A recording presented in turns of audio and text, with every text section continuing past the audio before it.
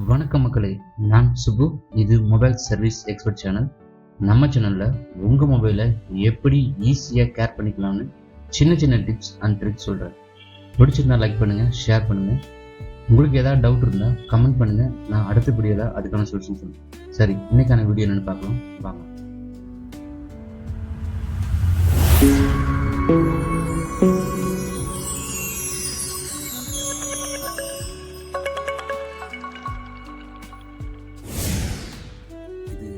LG டிவியோட remote.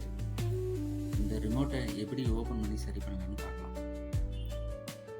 நமக்கு யாரை ரொம்ப பிடிக்குமோ அவங்க மேலே தான் அதிகமாக கோபத்தையும் காட்டுவோம்.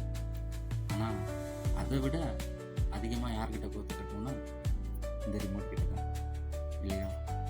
அதுக்கப்புறம் உட்காந்து யோசிப்போம், என்னடா இப்படி ஆயிடுச்சுன்னு. இனிமேல் அந்த டென்ஷன் உங்களுக்கு வேண்டாம். இந்த ரிமோட்டை, இது மாதிரியான ரிமோட் எல்லாமே நீங்களே இனிமேல் வீட்டிலையே ஈஸியாக சரி பண்ணிக்கலாம். எப்படின்னு நான் உங்களுக்கு டிப்ஸ் சின்ன சின்னதாக தினமும் ஒவ்வொரு வீடியோவில் அப்லோட் பண்ணுறேன், சரிங்களா? இந்த ரிமோட்டில் என்ன கம்ப்ளைண்ட் ஆயிடுச்சு அப்படின்னா, பேட்ரி ஜாயிண்ட் ஆகிற இடத்துல ஒரு ஸ்ப்ரிங் இருக்கும். அந்த ஸ்ப்ரிங்கை வந்து துருப்பிடிச்சு கட் ஆயிடுச்சு. இது தண்ணி பட்டு இருந்திருக்கு, தண்ணி பட்டதில் துருப்பிடிச்சு கட் ஆகிட்டு.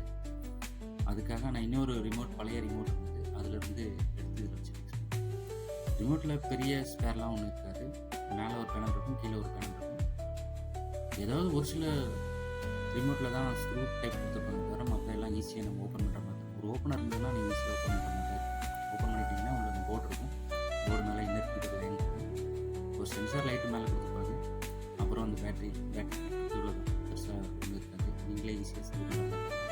இதுக்காக நம்ம என்கிட்ட கடையில் எடுத்துகிட்டு போக வேண்டாம், அல்லது புதுசு வாங்க வேண்டாம்.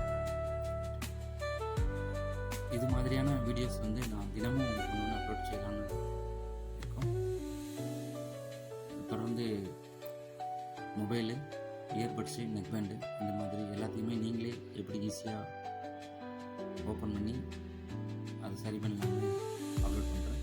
பிடிச்சிருந்தா லைக் பண்ணிக்கோங்க, சப்ஸ்கிரைப் பண்ணிக்கோங்க, ஃப்ரெண்ட்ஸுக்கும் ஷேர் பண்ணுங்கள்.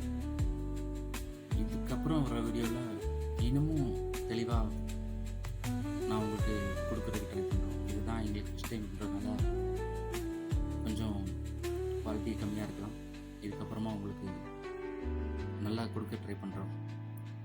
வேறு எதுவும் உங்களுக்கு உங்களோட கேட்ஜெட்டுக்கு எதுவும் கம்ப்ளைண்ட்டு எதுவும் பிரச்சனை அப்படின்னா நீங்கள் கீழே கமெண்ட்டில் சொல்லுங்கள்.